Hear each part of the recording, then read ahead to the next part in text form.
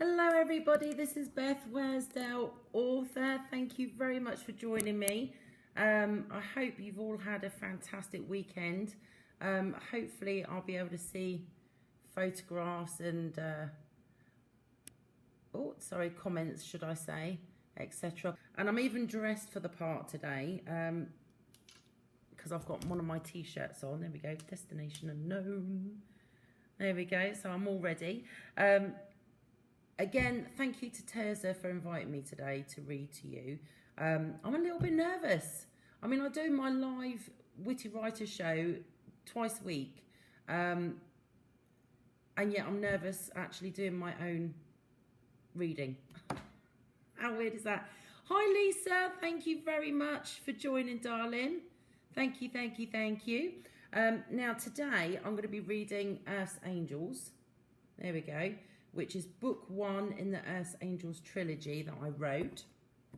I'll show you the other ones just so you know which ones they are. This is book 2, which is The Marillions. And my most recent book is Destination Unknown. There we go. So my whole trilogy is available. Now, for those of you who don't actually know me, I've actually published my books. Can you see here, look? It says adult version. So I've actually published my books in adult and young adult editions, purely so adults can have the choice of book, you know, a read with or without the naughty bits and language, because some people don't appreciate it, which I totally get. But also because I wanted young adults to be able to read my books as well and hopefully read with their parents. Oh, Lisa's saying hello. Hello, darling. Thank you very much for joining, sweetheart. So I'm super excited. As I said, I'm excited and nervous to be reading to you today. I really, really am. So I will be reading the adult edition of Earth's Angels today. And it has been, as I said, a very long time since I've done it. Oh, Lisa says the cover looks great. Oh, thank you, darling. For those of you who haven't actually read Earth's Angels yet or seen my cover, I don't know if you can see here, look, but there's Earth in the human eye, because that's a human face, and then this is the angel face, and she's got like a, it's almost like a peacock cover, which was my idea. The whole thing was my idea. Oh, Josephine's joined us as well. Thank you, darling, for joining us. I'm a little bit nervous. I just wanted to give everyone a chance to sort of log in and get on. I got my cup of tea at hand. So how have you all been? Have you had a good weekend? The weekend's over so quickly, it's ridiculous, isn't it? 1 minute it's Friday, next minute it's Monday morning. It's crazy. So I hope you're all there. Oh, Tirza's joined us. She says, there you are. I am. I'm here. I'm all a bit nervous. And Tirza, look, you'd be impressed, look, because as you know, this is book 3. And I've got my Destination Unknown t-shirt on, which is what we was talking about earlier via private message. There we go. So this is on my machine, Tirza. There we go. She said, you had your hair done. You look beautiful. I did.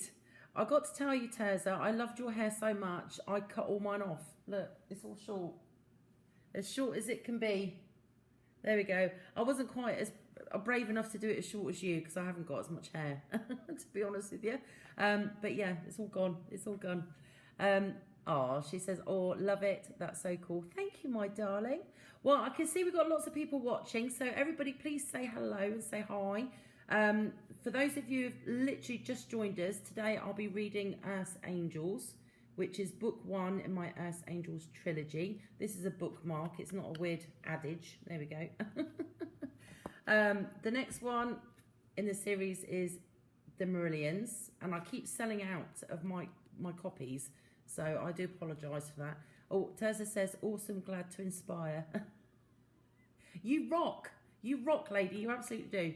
And this is book 3 in the Earth's Angels trilogy. So if you do decide you want to get the series after the reading, they are all available on Amazon in ebooks and paperbacks. And I have got some coming to me, so I can actually do signed copies as well. Oh, Josephine says, brilliant books. Oh, thank you, darling. She's actually read them all. That's why she can say it. So I'll be reading the adult version of Earth's Angels. So there might be some language. I might not get to any naughty scenes, but there might be a bit of language. Tirza says, thank you. If the shoe has to fit, my mum always says. Your mum is a very wise woman. And Tirza said, oh yes, signed copies are awesome. Yes, I've got some coming. I have got some coming. So hopefully I'll be able to offer those out. And Tirza says, yay, I love the adult version. Me too. I do like a bit of sauciness now and again. So I'm going to get reading. And go from there. As I said, I'm a little bit nervous. I haven't done this in a very long time, so please bear with me. And if you've got any questions or anything about Earth's Angels, myself, or anything else, then I can obviously answer any questions once we've finished. So let's get started. So this is Earth's Angels, the adult edition. I'm not going to bore you with all the dedication and everything. Okay, right. Are we ready? Oh my gosh. My heart's fluttering. I'm all nervous. We should have known someone or something would step in and save our planet. Who could blame anyone for trying to save the planet we'd been steadily destroying for centuries? Let's face it, we couldn't possibly be the only inhabitants of a planet in the whole universe, especially when you consider how much evidence there was of ancient aliens and proof of UFOs being seen, not only recently, but in ancient historical records. We had tried to change our ways, we really did. However, our farmers had already poisoned our soil with pesticides for decades and purely for profit. Our oceans had been overfished by commercial fishing companies all over the world, and nearly all whales were already close to extinction. Our oceans were being constantly diluted and poisoned from oil and huge amounts of plastic. And it wasn't just all the oil rigs and tankers in our seas that were causing the pollution. It was also the amount of human waste that was being pumped into our waters. Governments around the world tried to stop the ocean pollution from the big waste companies, but let's be honest, they couldn't be watched constantly, and these companies would try and save or make their money any way they could. They didn't care what effect their actions had on our race or our planet. They only cared about their bottom line profits and their shareholders. Society was as much to blame, with our overuse of plastics and our throwaway culture. Plastic waste was constantly washing up onto shores all over the world, washing up on once beautiful beaches, as well as killing whales, turtles and other marine life. We had destroyed so much land to build new homes and towns and cities, as well as extending the current ones. There were so few forests and jungles left compared to centuries ago. We were constantly destroying natural habitats, forcing animals to scavenge for food in any way they could. And more wild animals were having to make their way into cities to try and find food wherever they could. Then we had the audacity to complain about it.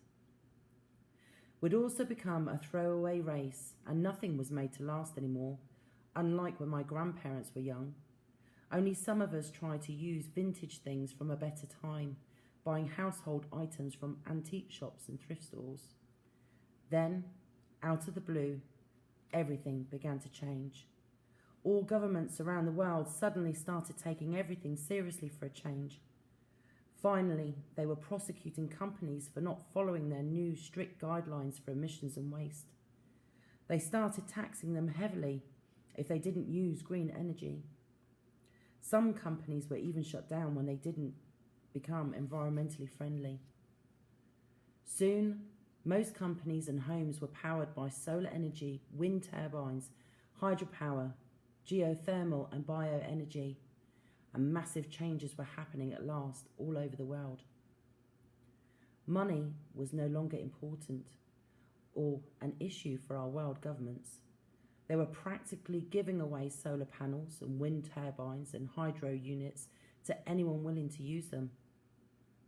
Where most people couldn't afford green energy, it was now easy and cheap to have green energy efficient homes thanks to government-sponsored commercials and programs. We were one of the first in our neighbourhood to make the new changes, jumping up the chance to be green, and we were happy to do so. The majority of us knew something big was going on. It was just so strange how governments and world leaders all started to take global warming so seriously. It was a total reversal of a global attitude. Things began to change rapidly, with organic food being grown with natural peat moss and compost being sold in all food shops. Pesticides were being banned all over the world at long last. Action groups were popping up everywhere, actually supporting our governments, forcing companies to change to biodegradable everything, from all bottles being made from recycled glass to shopping bags and all paper being made of hemp.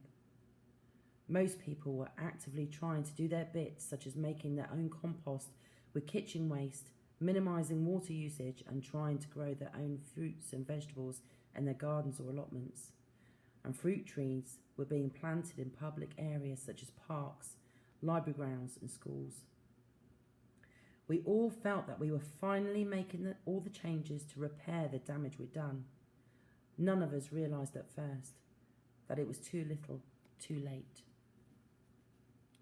Because we had abused our planet for so long, our Earth was a disaster waiting to happen. Our planet was so overpopulated, it was just too late to reverse the damage we'd done. Even though we tried to change our ways, we didn't seem to be making any difference whatsoever. Our ice caps were beginning to melt at an alarming rate, and temperatures were drastically rising all over the Earth. Hurricanes were hitting countries one after another. Some of them were even classified as super hurricanes. Places where storms were common were now having to cope with horrendous lightning strikes causing horrific wildfires. It seemed as though all weather was becoming extreme across the world. On top of all the extreme weather, permafrost was thawing, releasing long-time buried infections such as anthrax and unknown diseases never before encountered by mankind. These diseases were killing wildlife and people, spreading through our streams and rivers. As far as I know, the end of our planet first started with the oceans. There was a supertanker that had sunk and leaked oil just in the perfect place to change our ocean's currents. This was before we all knew that our Earth was already going through irreversible changes. We had no real idea what was going on. The tanker had an explosion on board, leaking its oil right where the warm water met the cold. And because the warm water and the cold couldn't mix anymore, it started a chain reaction, and so our oceans began to die. The coral started to die first, leaving no habitat for any marine life, and then the seaweed and the marine flora died off. The microorganisms that fed off the ocean flora and coral died. The shrimp, krill and other mollusks died off too as their food sources vanished. Next were the dolphins, fish, whales, and then lastly the sharks. After a while, marine life eventually stopped being eaten by other marine life, and so the oceans were full of dead fish and mammals. Some were floating and rotting on top of the water, while larger sea life such as the blue whales rotted on the ocean floor. At first, the seabirds fed off the dying, rotting fish floating in the seas, but all too soon, those carcasses were poisonous as well. We began to see photographs and videos all over social media and the news stations showing all the dead birds, fish and sea animals and hearing people's theories. So we all realised that the situation was getting extremely critical. Then, all at once, our world leaders and governments leapt into action, using every possible resource and every scientist they can find from all over the world. Leaders from every country addressed their nations to tell us what was happening to our planet. They couldn't hide anything from us any longer. Every day on the news we learned of yet another animal extinction. and it was heartbreaking. Scientists around the globe were desperately collecting and freezing eggs, semen and DNA samples from every species they could before it was too late. Other scientists were trying to figure out how to reverse the damage to our oceans while removing the dead sea life and the death sludge left behind. So many people stepped up to help the scientists as much as they could.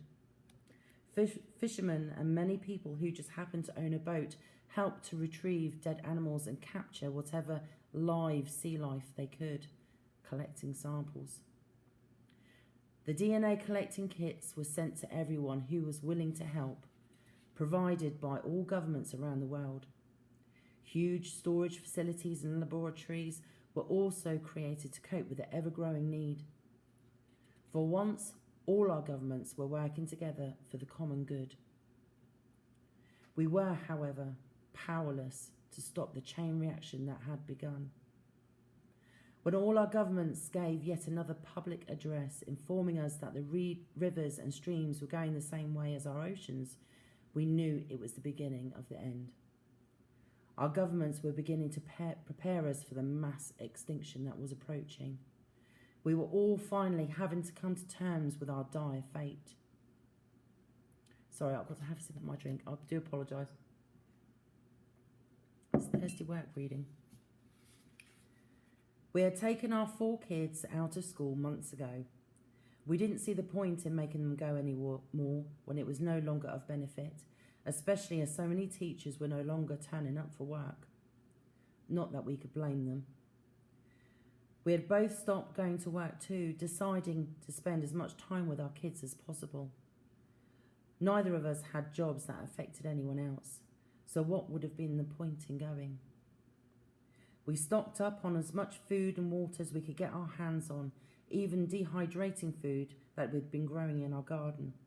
Anything that could give us a little longer with our kids. Thousands of families in our state of California had already committed suicide. They didn't so they didn't have to watch each other suffer. Some did it to give the rest of us some more time, especially the older generation, the grandmothers and grandfathers. They took their own lives so there was more food and water supplies for their children and grandchildren.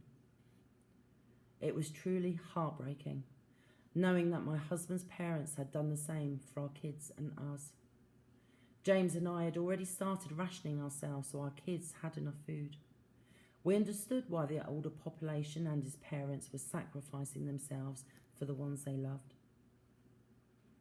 All conflicts around the world had finally ceased, even the conflicts over religious reasons. Many believed that the end of the world was our punishment for all the wrongs we had done. Instead, everyone still surviving was helping each other. There was no point in fighting over a dead planet where money and power were now meaningless. It had taken our world to start dying for us to finally gain world peace. However, it didn't make us feel any better. Everyone was doing the same thing as us, preparing to die. We just didn't know how we were going to die. Diseases were spreading like wildfire. The poorest countries were losing millions of people every day because their food and water supplies were running out so quickly. Either way, my husband James and I agreed that our deaths were likely to be slow and painful if we didn't take control. We had already discussed ending it all as a family before that could happen. We had enough means in our house to enable all of us to fall asleep and never wake up. There was no way that we were going to let our kids suffer slow, painful deaths. It was beginning to become very real for our kids too, especially when they were outside finding dead birds and small animals in our garden, such as hummingbirds, mice and many others. At first they were so upset finding the dead animals, who were lying motionless on the ground. Tears streamed down their little faces, but after a while the tears stopped and they no longer showed us what they had found. Instead, they either collected DNA samples to send off to the labs or buried what they discovered. We had many little graves dug in our backyard. Once our rivers and streams began to be undrinkable, We all knew it was the end for all of us. We'd already used all of our savings at the beginning when things had started to get serious, to stock up on as much food and water as we could get our hands on when the shops were still open. Thank goodness James made us act quickly. It was as if he sensed that things were serious straight away. We stored all our supplies in the kids' bedrooms and our dining room, opting to share the same bedroom. I suppose we were trying to make the most of being close together and wanting to keep the kids safe. When we saw the news updates about the insects dropping dead all over the world, we knew what little food was still growing would be the last. With no more insects, the plants wouldn't be able to reproduce, and our lead scientists around the world had all agreed that there was nothing more that could be done to stop it.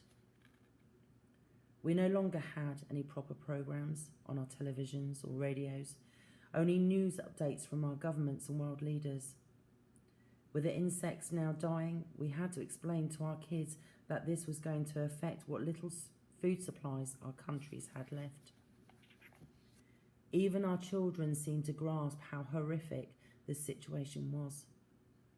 My heart was breaking in my chest at their facial expressions, the looks of sheer fear and the colour draining from their faces, their eyes wide with shock. The last updates from our governments were letting us know that an ice age was coming. So even if we didn't starve to death or die of diseases, we were all going to freeze to death.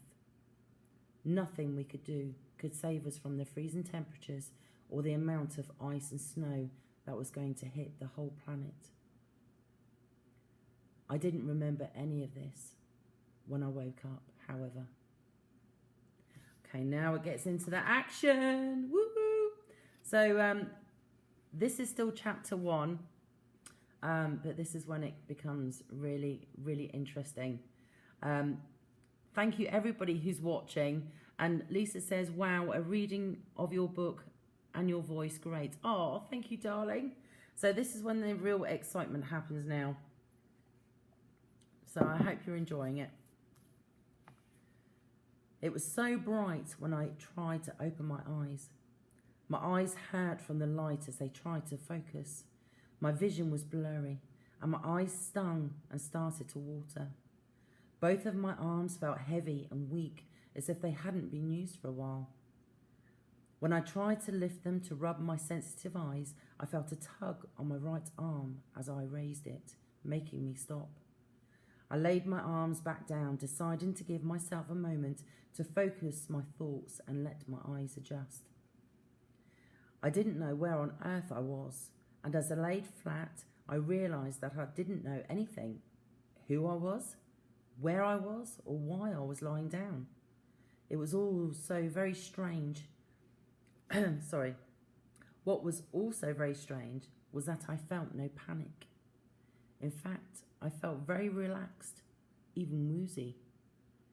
I didn't like the woozy feeling at all, but I didn't feel in any danger. Gradually, my eyes began to focus, and as I lifted my head to the side, I saw beds in a long row next to me, all occupied. The room was obviously massive because I couldn't see a wall at the end of the row of beds. I assumed I was looking at people in the same situation that I was in. We must all be sick, I thought to myself. The woman in the bed next to me looked so peaceful. She didn't look like she was suffering or was sick in any way. This place doesn't feel like a hospital. Everything looked so bright and clean, and I wasn't sure if I was seeing things, but the white ceiling and the floor both looked as if they were shimmering. Maybe it's my eyes still adjusting to the light. The woman next to me was young, and she looked like she was in her early 20s with a beautiful pale face and rich dark chocolate brown hair. She was slender in her body shape, and she was obviously pregnant. I could see a definite small baby bump covered by the white gown she was wearing and a silvery shiny sheet that covered her from just below her breasts to her feet. The young woman was hooked up to what I assumed were monitoring machines, but they weren't like anything I'd seen before. It all looked a lot more advanced than what I thought they should look like. Have I been in hospital before? I didn't know, but I could hear a repetitive small beep sound which I thought must be the woman's heartbeat or maybe the baby's. The bleeping was soft and rhythmic. As I took in all the visual information, my senses and body sensitivity seemed to be returning, and I realised that I didn't feel woozy anymore. When I looked down at myself, I saw that I was in the exact same situation as the woman next to me. I was on a hospital bed with an IV-looking thing in my right arm, hooked up to my own machines. No wonder I'd felt the tug of my arm. I was lucky not to have pulled it out. I was wearing the same kind of white gown, which felt like silk against my skin, and I was covered with a thin, silvery sheet. What shocked me the most was the fact that I seemed to have a baby bump as well, with no memory of ever getting pregnant or how I ended up there whatsoever. I was stunned when I looked down at my swollen abdomen. Lifting up my arm, I reached up and touched it. Yes, it was real, and yes, it was definite baby bump. By the size of the bump, I was around 4 months pregnant, but I wasn't sure how I'd even know that. I laid my head back down on the bed, feeling totally stunned, trying to register this new development, when abruptly a sharp stabbing pain racked through my stomach, taking my breath away. Is this why I woke up? The machines next to my bed started to make alarming noise, making me jump. I lifted my upper body and, curling into a ball, my hands gripped my pregnant stomach. I looked to the other side of me and saw rows and rows of more pregnant, sleeping women of all ages. As my eyesight sharpened, I took in the images before me. I felt panic rising in my chest, making my heart race. It felt as if it was pounding in my throat. The pain started to gradually subside, and I tried to breathe slowly in and out to subdue my panic. When my pulse slowed and the pain started to ebb away, my ears picked up on strange noises. The noises were coming from what I assumed was a corridor, or maybe another room at the opposite end of the long, cavernous room I was in. I could hear communication between whoever it was. However, it definitely wasn't human. I can't even describe to you how it sounded, other than it was like a watery whisper. Even though I could tell they were getting closer as their communication was getting louder, I couldn't hear any footsteps at all, which was really odd. I maintained my slow breathing and laid back down on the hospital bed, pulling the thin, silvery sheet back up to the top of my abdomen where it was positioned before. I didn't understand what the hell was going on, so I decided that pretending to be asleep was probably the best option for now, until I knew more. I left my eyes open the tiniest bit, so they looked closed, but I could just about see who was entering the massive room. We are coming up to chapter 2. Sorry, I've got to have another drink. I'm sorry. Okay, this is chapter 2, and for those of you who've just joined us, this is Earth Angels. There were 5 of them, and they were beautiful. I couldn't tell if they were male or female, as they weren't wearing any clothing, and they didn't seem to have any physical body differences like ours, such as breasts or visible genitalia. They were excuse me. I'm sorry. They were what I can only describe as angelic-looking aliens. They glistened a mix of ice white and the most beautiful shade of blue and silver.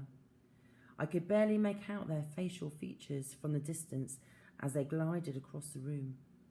2 of them made their way in my direction, and I assumed my bed, considering it was my machine that was making the loud noises.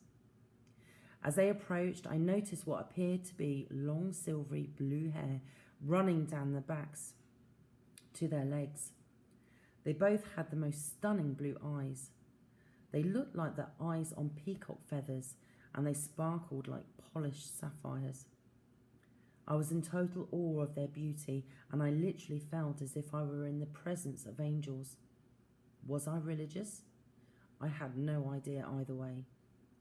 I didn't know where the other three went in the room, but the two who had reached my bedside were busy checking the futuristic-looking machines, pressing buttons and discussing their findings, I think. Even up close, I couldn't understand what they were saying. Their language was nothing that I recognised. I tried to keep my breathing slow and at the same pace as the other women, keeping up my sleeping pretense. As I lay there, being still as humanly possible and watching the angel aliens, I heard another machine beginning to make the same noises as mine had. I wondered if the woman was awake and confused like me, or still sleeping peacefully.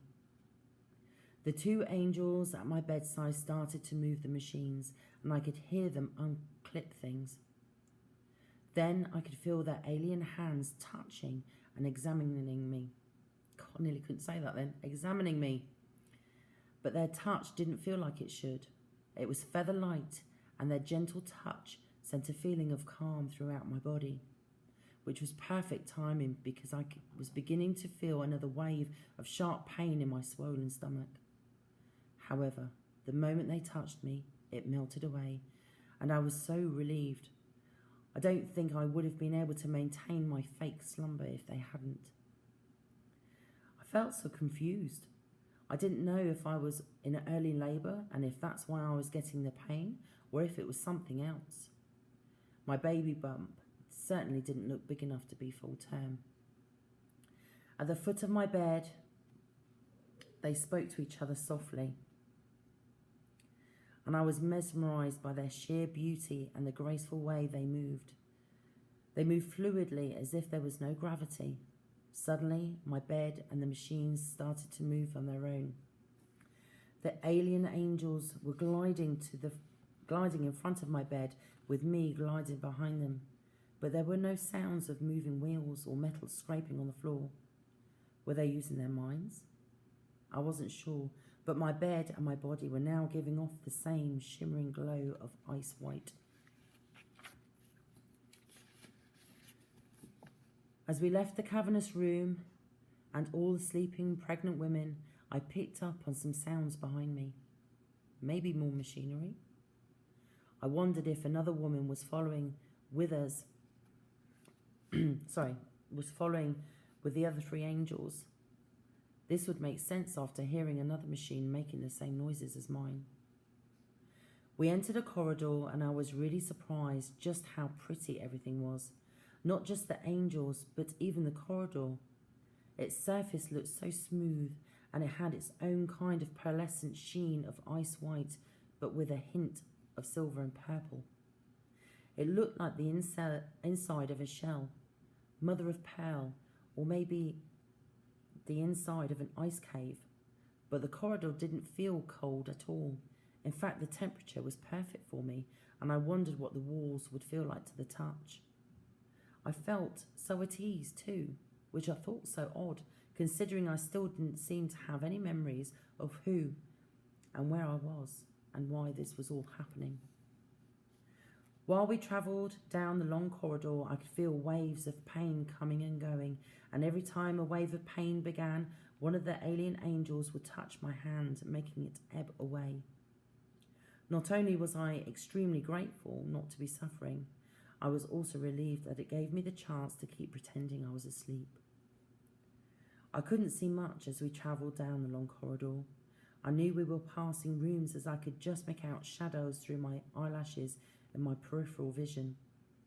A few minutes later, we approached a large decorative archway, and it was stunning. There were beautiful symbols at the top near the edge that I thought I recognised. The symbols were intricate and seemed to glow against a darker background. They looked like Egyptian hieroglyphs. We slowly entered the room beyond, and it was even larger than the one we'd just left. It was draped in sheer white shimmering veils, separating sections into cubicles on one side. The alien angels stopped, and my bed came to a gentle halt. One of the aliens glided away, while the other did something to the machines next to me. My bed was turned around and reversed gently into one of the white-veiled cubicles. Another bed glided past with another sleeping woman and the other 3 angels I'd seen earlier. The alien angel next to me, the alien angel next to me left, gracefully gliding to the other woman's bed, clearing what little view I had, and then I saw the opposite wall. It was massive, and it was made of a glistening kind of glass. There, inside the wall, were hundreds of oval capsules, all containing baby animals. I couldn't believe what I was seeing at first. My brain was trying to deny what my eyes were showing me. As I stared at the encapsulated animal fetuses, suddenly the machines next to me made a strange noise. I felt my whole lower body beginning to go numb from my breasts down. The machine was injecting me with something through the IV, and I felt something warm rush through my veins, and the pain was disappearing, and it was such a relief. Moments later, the 5 aliens all glided out of the room, giving me the chance to look around properly. I turned my head to the left and looked through the sheer veil. There next to me was the other woman, whose machine had also been making strange noises. She was still sleeping soundly and looked utterly peaceful, that I actually envied her. She had short black hair with oriental features and dark smooth skin. Her bump was slightly bigger than mine, although not by much from what I could see. I looked back to the wall of oval capsules and I was amazed at the selection of baby animals.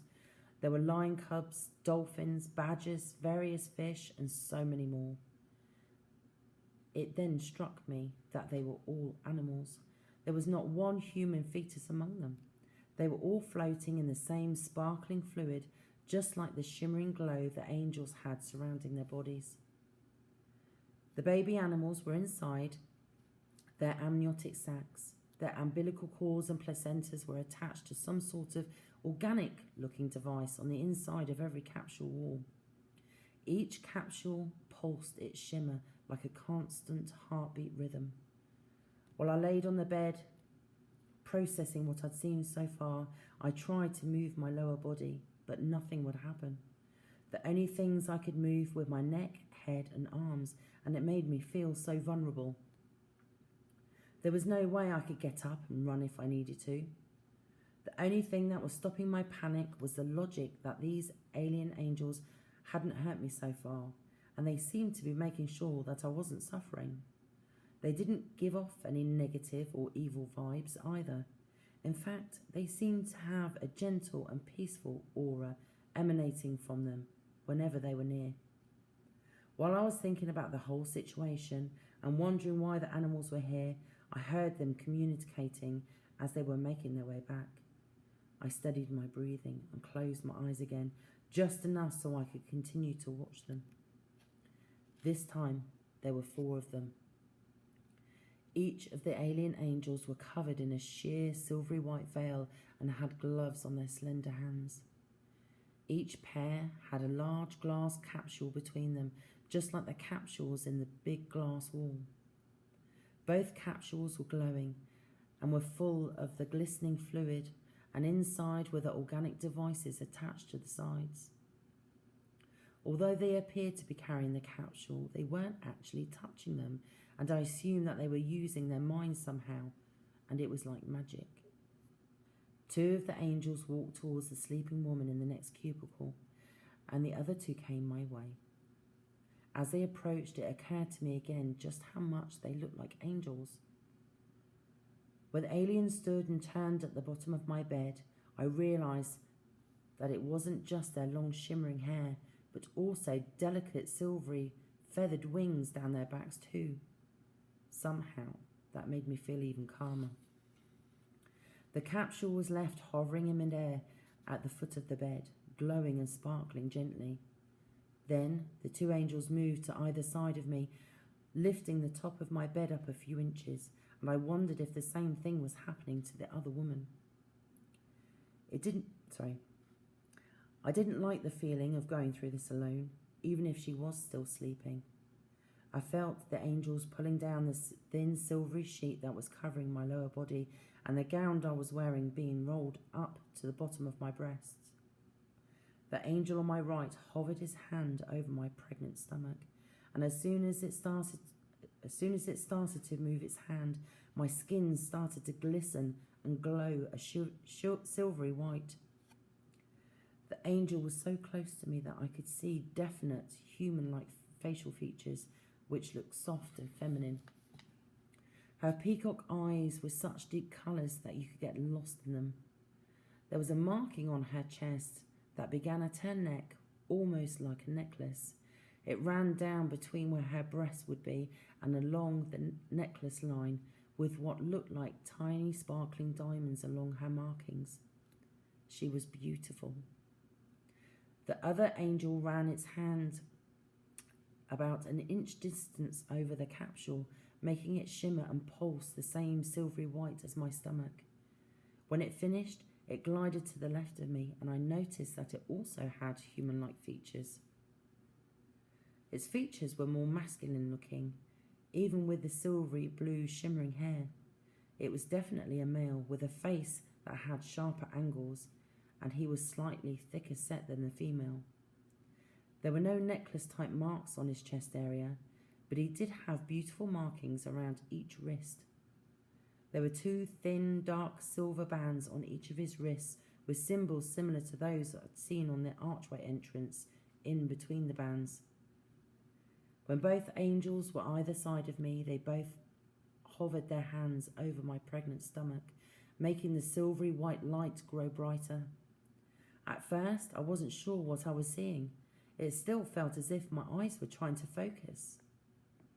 Moments later, the scene before me sharpened, and as they raised their hands, something slippery and shiny began to appear between them. It was slowly rising out of my stomach. At first, I could see some sort of membrane, then fluid, and as it carried on rising, I could see faint stripes and what looked like dark, wet fur inside. My mind was screaming. What the hell? I was pregnant with a bloody tiger cub? I didn't know what to make of it, and my instincts were screaming at me to get up and run as far away as possible. My logic, however, was telling me, you can't run, stupid, your body is numb. I continued to watch with a sick fascination, my eyes glued to the unbelievable scene before me. The only thing that stopped me screaming aloud was the fact that my stomach wasn't being cut open like a caesarean section. There wasn't one drop of blood. Plus, I still didn't feel any pain. The small tiger cub was passing through my skin as the light pulsed and flowed. It was contained inside the amniotic sac with the umbilical cord still attached to its small, soft underbelly. It looked so peaceful, cowled in a tight ball with its eyes closed, and its shiny, dark, striped fur glistened in the amniotic fluid. The alien angels raised the tiger cub between their hands with precision and eased and moved it to the hovering capsule at the bottom of my bed. Just as it passed through my stomach into their hands, it now passed through the wall of the glass capsule until it was safely inside. The organic device suddenly pulsed with a bright white light, and I watched in amazement as it seemed to draw the end of the umbilical cord and placenta to it. When the placenta and device connected, there was one last pulse of bright light, and the capsule began to gently pulse rhythmically, just like the others across the room inside the wall. I looked down at my now empty stomach and watched the silvery white glow emanating from my stomach begin to gradually fade. There wasn't any scar on my stomach at all from what I could see, and I felt an immense relief. I did notice faint, pale stretch marks, however, which confused me as my pregnancy bump hadn't been that big. Had I been pregnant before? Had I carried other animals in my belly, I wondered? I still wasn't feeling any pain, and I could sense the subtle feeling coming back to my body. My feet and legs were beginning to tingle, the feeling gradually moving upwards. The female angel lowered her hands, and then she turned her head and looked right at me. Sorry, another sip. The kindness in her sparkling sapphire blue eyes went straight to my heart. I felt loved, and I couldn't explain the feeling, but I did indeed feel loved. Her eyes flowed with compassion, and as she looked at me, I wondered if she knew I wasn't sleeping. As she moved towards me, the male alien angel glided towards the exit, with the encapsulated small tiger cub hovering between his hands. The female alien gently rolled the white gown covering my body with her power, and then she slid the thin silvery sheet back to the top of my waist. Moving her way to the end of my bed, I watched her as she raised a hand to her throat. When she touched her throat, the silvery white glow appeared, and then she smiled at me again. "My name is Zanika," she said slowly, her voice almost musical and very soft. "I know you are awake, young one. You can open your eyes now." As my eyes opened, they connected with hers, and again I felt love and peace coming from her straight to my heart. I weirdly felt no fear or anxiety, just total calm. "What is your name, young one?" she asked. "I don't know my name," I told her in a strained whisper. "Do not worry, young one. Memory loss is common when you have been asleep for a long time." "A long time?" my mind screamed. "How long have I been asleep for?" I asked. She looked at me with kindness shining through her blue peacock eyes. "I believe 5 of your Earth years," she gently stated. "You have given your Earth 6 animals back. You should feel very proud." My mind was reeling. Not only had I been asleep for 5 years, but I'd been pregnant with more than one animal. I was totally stunned and stared at her in utter disbelief. I began to take deep, slow breaths, trying not to let the feeling of shock overwhelm me. Zanika must have sensed the feelings of anxiety flowing through my whole body as she suddenly spoke in a calm manner.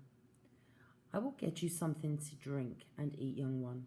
We may talk some more when you have calmed your mind and body," she said. With that, she glided towards the archway where we'd come in. As my emotions calmed with each breath I took, I began to try and sit up. There was no discomfort in my stomach at all, which surprised me considering I had basically given birth to a tiger cub.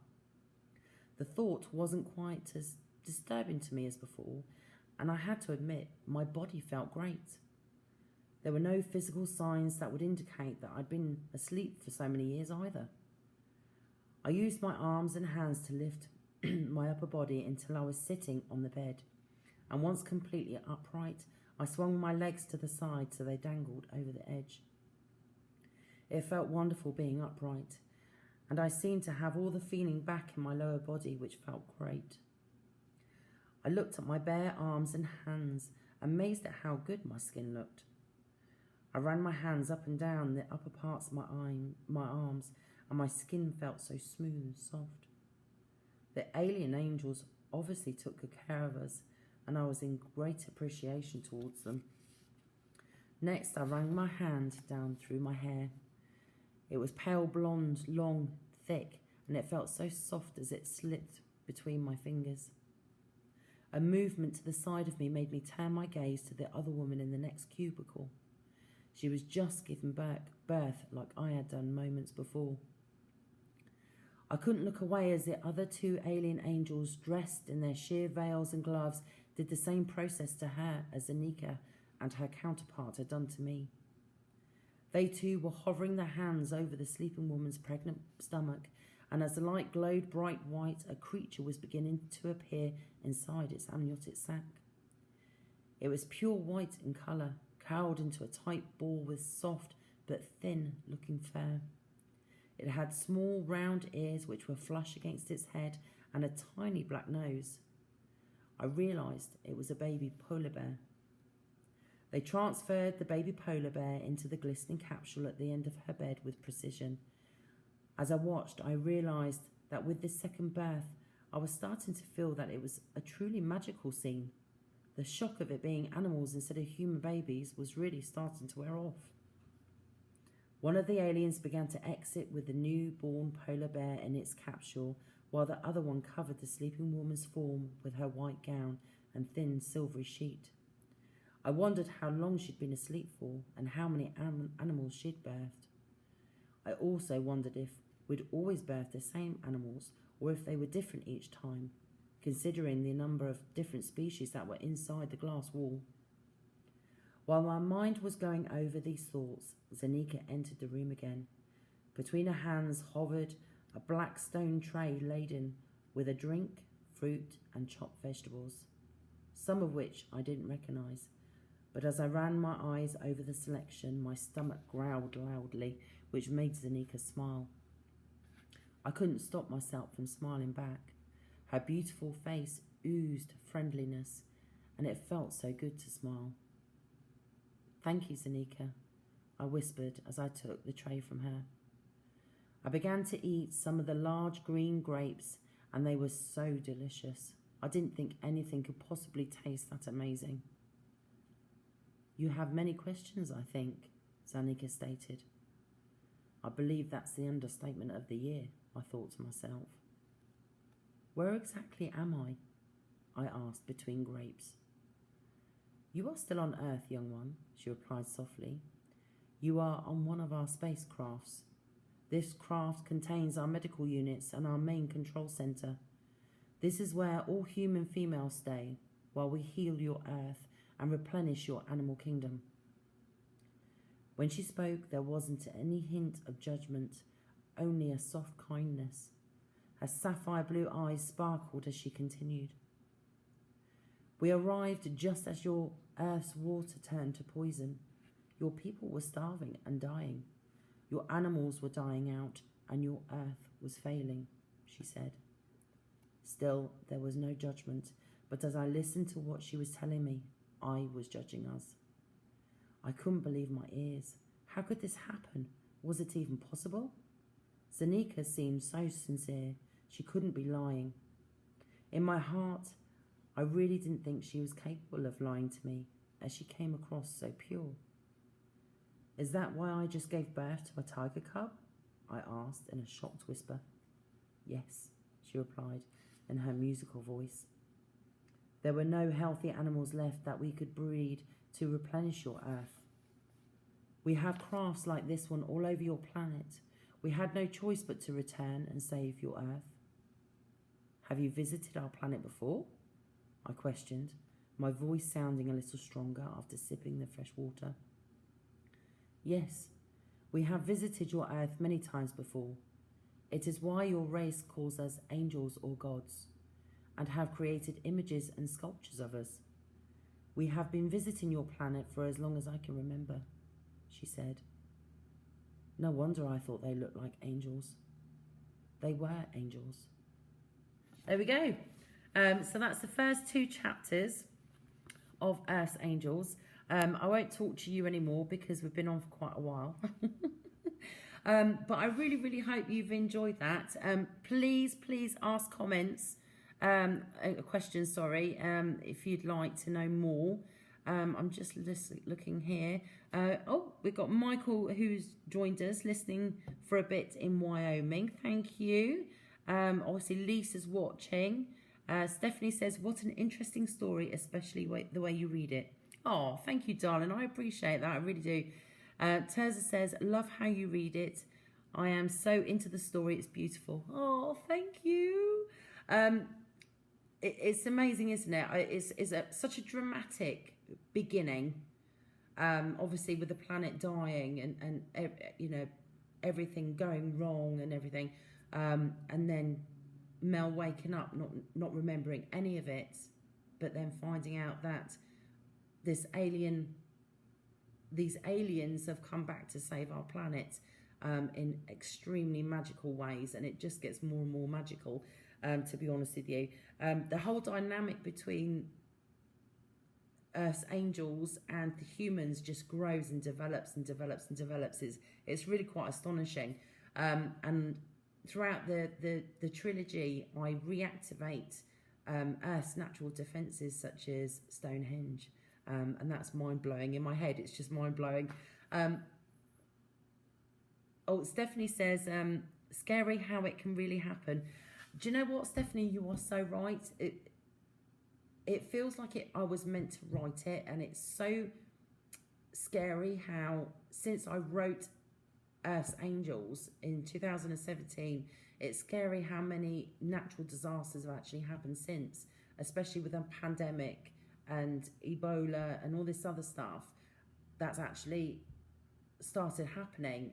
And yet I wrote about things like that happening in my book, and it's terrifying. And I don't know whether any of you have actually watched the documentary Seaspiracy on Netflix. They talk about, it's all about overfishing and how it's killing our oceans. And I wrote about it. So it's a bit scary, to be honest with you. I get so many messages saying, oh my God, it's like you predicted the future. So yeah, it's a little bit, takes my breath away a little bit. Tirza says, thank you so much. You are so welcome, darling. You are so welcome. And she says, I think we really need that magic here urgently. Yes. Oh my gosh, absolutely. Tirza says, oh my God, Stonehenge. It's got such powerful vibes. I've been there a couple of times. Stonehenge has. I've only been there once as a child. And when I was young in England, you were able to actually go up and touch it and just feel that energy. It was quite amazing.